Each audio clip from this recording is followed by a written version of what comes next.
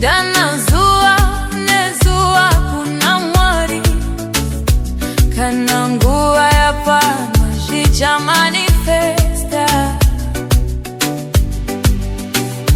zvicha manifesta yakaina matianya iyoi wandinona mata mukuru kana tiongu wanena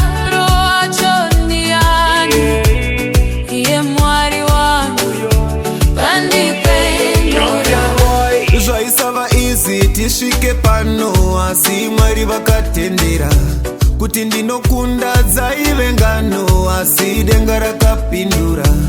Takadzifambira nyaya idzi tichipira kuna Mwari Ishe ndivo muridzi.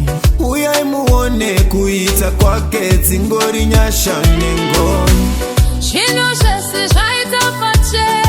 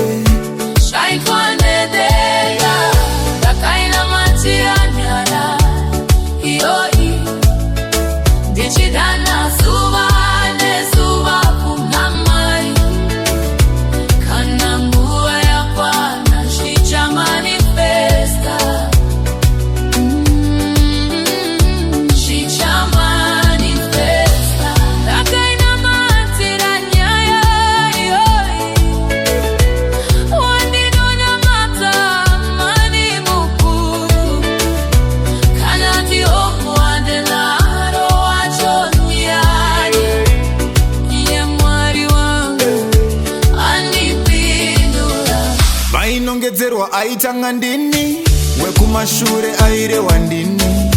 Ndo zvinhu zvakandipa pawa ndaigara ndakapfugama every hour. Kunoshamisa kuita kwake mbiri yese kuna Ishe. Vari kubvunzana zvakazofamba sei inyasha dzake.